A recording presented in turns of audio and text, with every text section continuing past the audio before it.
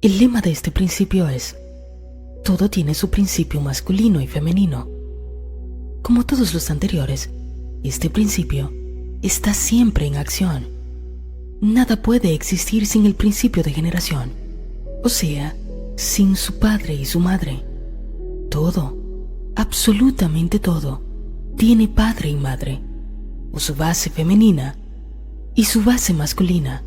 No es, como comúnmente se cree, que la base sea el sexo. Esta palabra, sexo, no se aplica sino a las diferencias físicas que existen entre el macho y la hembra, en un pequeño sector del plano físico. Piénsenlo y recuérdenlo. Sexo es la diferencia que existe exteriormente entre el macho y la hembra en el gran plano físico. O sea, que el sexo no es el principio de generación.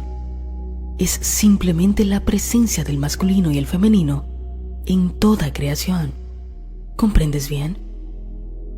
En ese sector del plano físico, el principio se reconoce, se manifiesta o se deja ver por la diferencia de los sexos.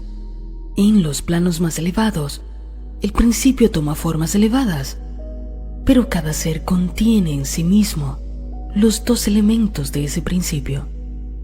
El mundo ha atravesado miles de conjeturas sobre la verdad, que luego se convierten en teorías, enseñanzas, sectas, organizaciones, cultos, religiones. Todo lo que oigas decir de sectas que practican enseñanzas perniciosas no es otra cosa que una prostitución del gran principio natural de generación. Todo eso es anticuado, caído en desuso. La verdad es siempre sencilla y natural. Para el puro, todas las cosas son puras. Para el ruin, todo es ruin. La palabra género significa crear, concebir, producir, en tanto que la palabra sexo se limita a la vida orgánica. La ciencia todavía no ha aceptado este principio como una cosa universal, ni lo podrá concebir siquiera, porque la ciencia está situada en el campo opuesto. El que está montado sobre un caballo no le ve las patas que lo hacen marchar. Hasta que no se baje y se sitúe objetivamente, no podrá ver marchar a esas patas. Así, la ciencia como la religión no saben que la una es representativa del padre y que la otra es representativa de la madre. La ciencia es la prueba de que existe el padre, o sea, la inteligencia. La religión es la prueba de que existe la madre, o sea, el amor. Dios es amor e inteligencia, madre y padre, negativo y positivo. Estos son los dos aspectos del Creador. Es absurdo y ridículo que la ciencia y la religión continúen en plan de enemigos, el padre contra la madre y viceversa. La ciencia se burla de la religión y esta censura, critica y vitupera a la ciencia. En esta era de oro, se están descubriendo la una a la otra, sin darse cuenta exacta aún. La metafísica reúne y explica esta verdad. Nuestro gran maestro Emmett Fox llamó a esta enseñanza la oración científica.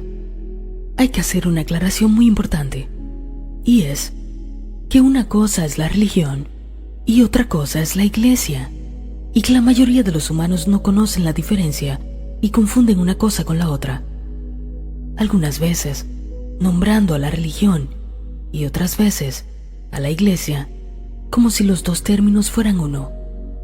La religión es el conjunto de verdades basadas en el amor universal, en la caridad, en los sentimientos filiales y fraternales, en la práctica que encierra el amaos los unos a los otros, y en el de amar a Dios sobre todas las cosas y al prójimo como a ti mismo. La palabra religión significa algo que está doblemente ligado, o sea, religado, unido por cohesión. Y eso es absolutamente todo. Tampoco necesita algo más, ya que esa cohesión la logra el amor. Ya anteriormente, Hemos dicho que la ley de atracción, adhesión y cohesión es el nombre que la inteligencia, o sea, ciencia padre, le da al amor. Amor es el término que el corazón, o sea, madre, le da a la ley que atrae, une y adhiere con tal potencia que nada puede separar.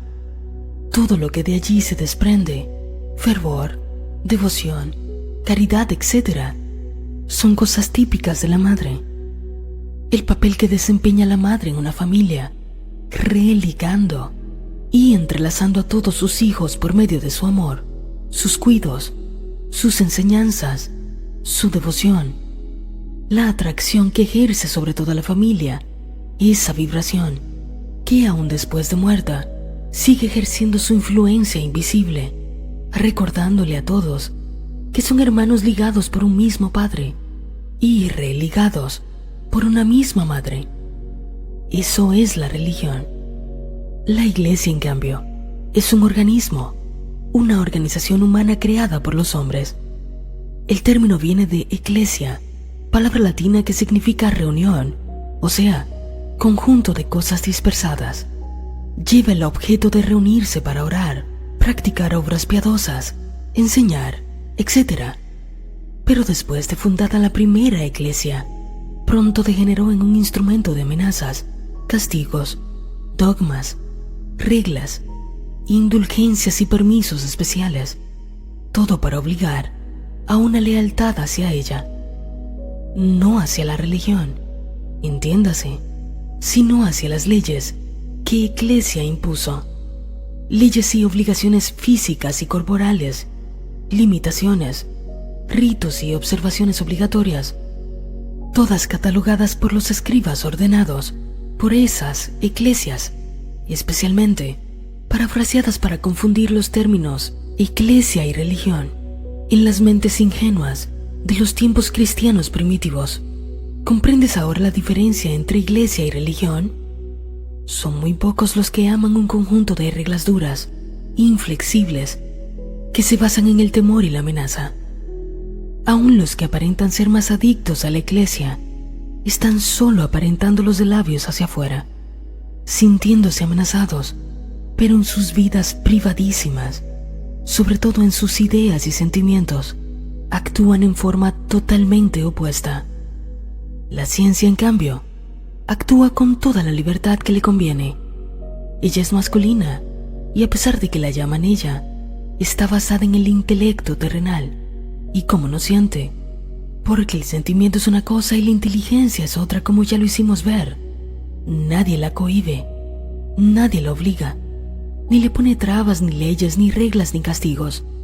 Lo único que se le ha impuesto es que ella no mate al ser humano, y ella trata de salvarlo a toda costa, aunque si se le permite matar a los animales, cosa tan reprensible, ya que estos pertenecen a la evolución llamada elementales, que son nuestros hermanos, con los mismos derechos a vivir que nosotros. La ciencia desprovista de sentimiento ha tasajeado cuerpos en forma de eso que ella oye nombrar, el alma, y no encontrándola en la materia de carne y hueso, niega su existencia, y se va de bruces negando la existencia de Dios. El alma, en términos generales, es el conjunto de cuerpos o vehículos inferiores, sutiles, en los cuales radican los sentidos, los sentimientos, las emociones, y demás está decir que si se trabaja en un cuerpo muerto del cual se ha separado el alma, no es posible encontrar huellas de ese sentimiento, ni esos sentidos llamados el alma. Sin embargo, ya la ciencia está descubriendo cosas que la hacen pensar en otro aspecto del asunto, ¿se entiende? Primero encontró que el átomo no es el fin de la materia. El átomo, ese patrón establecido de la familia humana, no es el diseño más pequeñito en existencia. Todavía se puede subdividir en multitud de corpúsculos hermanos, hijitos, etc., repitiéndose el patrón establecido hasta el infinito. Claro, como es arriba, es abajo, y viceversa. ¿No dice así el principio de correspondencia? Siempre encontramos a la madre con sus hijitos, girando en contorno, Y ya que como es abajo es también arriba, vamos ampliando el diseño hasta encontrarnos casi al nivel de nuestros ojos, que el eterno patrón lo tenemos siempre a la vista en el Sol, con sus planetas girando en contorno, tal como el diseño del átomo.